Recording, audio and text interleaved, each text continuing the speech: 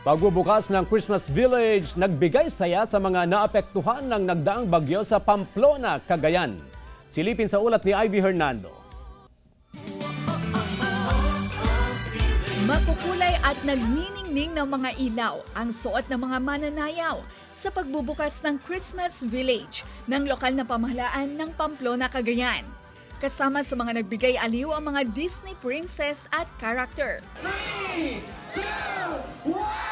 Merry Christmas, everyone! Nagliwanag ang plaza sa harap ng munisipyo.